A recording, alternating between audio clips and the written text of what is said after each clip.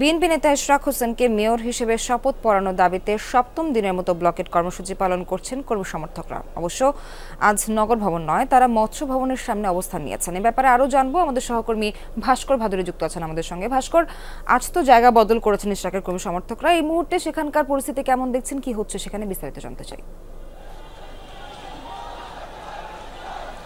সোহার সকাল 10টার সময় থেকে গত 6 দিনের মতো ঢাকা দক্ষিণ সিটি কর্পোরেশন অর্থাৎ নগর ভবনের সামনে ইশরাক হোসেনকে মেয়রের শপথ পড়ানোর দাবিতে তার পক্ষের নেতাকর্মীরা কিন্তু মিছিল সমাবেশ করে আসছিলেন, কিন্তু আজকে শেষ মুহূর্তে এসে কিন্তু সেই চিত্র পরিবর্তন হয়েছে। মূলত সকাল 10:30টার পর থেকে ঢাকা দক্ষিণ বিএনপির বিভিন্ন সহযোগী সংগঠনের নেতাকর্মীরা এবং ইশরাক হোসেনের যে সকল সমর্থকরা রয়েছেন তারা কিন্তু সকলে শিল্পকলা থেকে মৎস্য ভবন পর্যন্ত যে সড়কটি রয়েছে সেই সড়কে এসে কিন্তু তারা অবস্থান নিয়েছেন। এবং আমি যদি ক্যামেরার মাধ্যমে আপনাদেরকে দেখাই যে প্রচুর পরিমাণ নেতাকর্মী এবং সমর্থকরা কিন্তু ইতিমধ্যে শিল্পকলা থেকে মিছিল নিয়ে মৎস্য ভবনের মোড়ের দিকে এগিয়ে আসছে এবং ঠিক এই মুহূর্তে মৎস্য ভবন মোড়টা কিন্তু অবরোধ করে দেওয়া হয়েছে, অর্থাৎ যান চলাচল সম্পূর্ণভাবে কিন্তু বন্ধ হয়ে গেল। আপনার সাথে যখন কথা বলছিলাম সরাসরি আপনারা দেখছিলেন।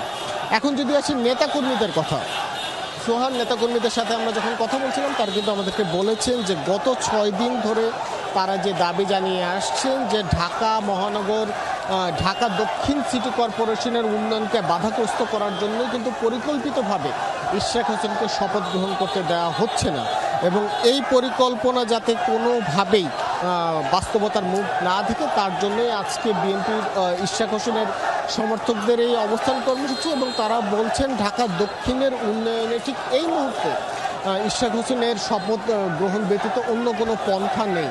সে কারণে যত দ্রুত সম্ভব ইশরাক হোসেনকে শপথ পাঠ করানোর মাধ্যমে এই যে শপথ গ্রহণ প্রক্রিয়া এবং একই সাথে ঢাকা দক্ষিণ সিটি কর্পোরেশনকে সচল করার উদ্যোগ নেওয়ার জন্য তাদের কিন্তু আজকের এই অবস্থান।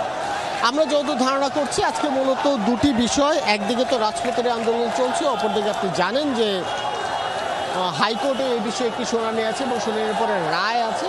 সেই হিসেবে ধারণা করতে পারছি দুপুর 12টা থেকে 12:30 পর্যন্ত এই যে রাজপথ অবরোধ কর্মসূচি অথবা রাজপথে অবস্থান কর্মসূচি, সেই অবস্থান কর্মসূচি চলবে এবং হাইকোর্টের আদেশের পর হয়তো বা ইশরাক হোসেনের সমর্থকদের পরবর্তী অবস্থান কি হয় সে বিষয়ে আরও স্পষ্ট হওয়া যাবে। সোহান।